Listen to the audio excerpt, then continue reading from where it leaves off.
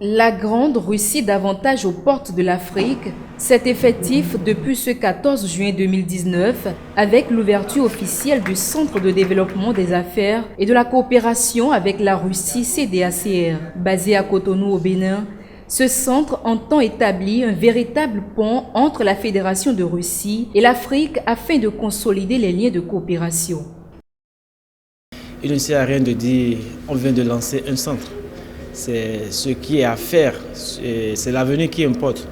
Je pourrais dire que mon rêve sera une réalité le jour où je verrai les Béninois, beaucoup, aller vers la Russie pour une coopération, et le jour où je verrai les Russes venir investir dans mon pays natal qui est le Bénin.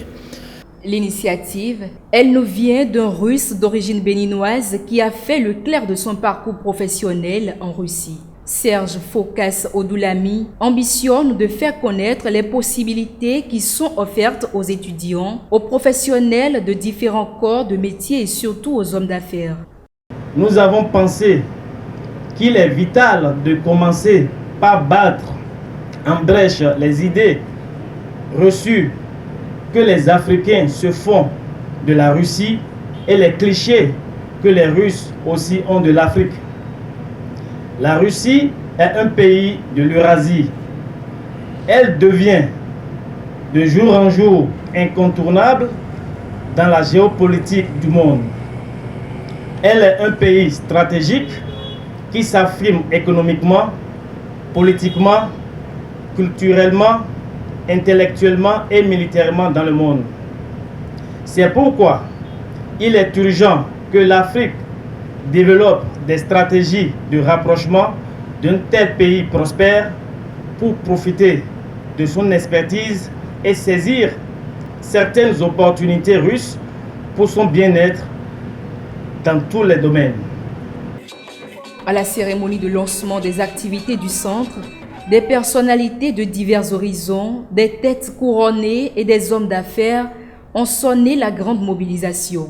Pour le représentant du ministre de l'Enseignement supérieur du Bénin, il était temps qu'un centre du genre ouvre ses portes à Cotonou. C'est d'abord une impression d'admiration et de reconnaissance pour cette initiative louable prise par un compatriote. Une initiative qui vise à rassembler les peuples ne peut qu'être une initiative à encourager parce que c'est par l'amitié, c'est par les relations entre les peuples que notre monde va se construire, que le développement va pouvoir se faire avec le partage des valeurs que chacun a avec l'autre et puis et avec évidemment les opportunités d'échange qu'il y a et qui peuvent permettre à chacun d'ouvrir son horizon, d'élargir son horizon et ensuite donc d'en profiter pour s'enrichir culturellement d'abord et éventuellement aussi matériellement, pourquoi pas. La Russie est un partenaire de longue date de l'Afrique.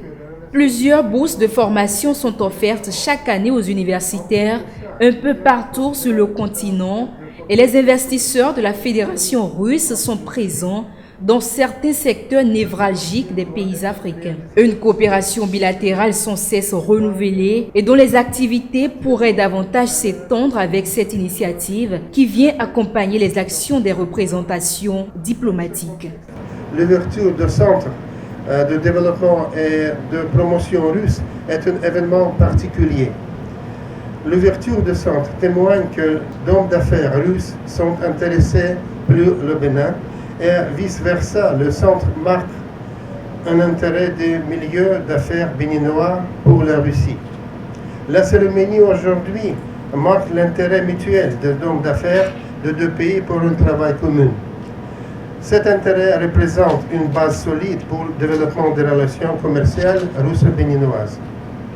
Je salue la création de centres car c'est un pas dans une direction de la coopération économique et commerciale mutuellement avantageuse entre le Bénin et la Russie. Vive la Russie, vive le Bénin, vive l'amitié russo-béninoise. Je vous remercie pour votre aimable attention. L'accompagnement proposé s'étend de l'assistance linguistique à la création d'un pôle d'incubation pour les technologies nouvelles et aux relations d'affaires B2B entre des investisseurs russes et du continent. Une véritable opportunité de découvrir et d'apprendre des avancées technologiques de la Russie. Ma joie est grande. C'est un événement de plein succès et je crois qu'on est par cet événement un excellent démarrage.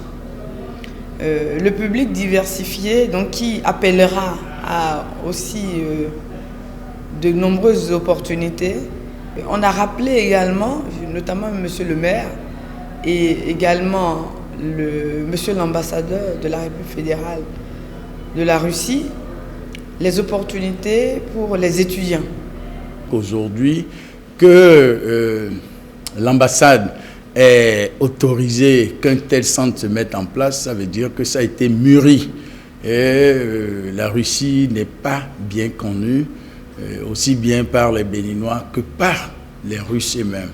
Donc, nous avons eu la chance de connaître la Russie par des voyages du reste hors diplomatie, qui constituent des choix pour nous. Même au conseil communal d'Abomey-Calavi, plusieurs conseillers ont foulé le sol russe et ont vu que, ma foi, il y a beaucoup à apprendre là-bas et ils souhaiteraient que d'autres compatriotes puissent également faire pareil.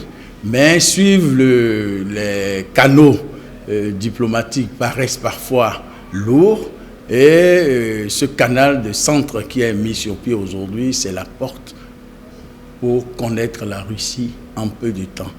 Alors 5, 4, 3, 2, 1, c'est parti.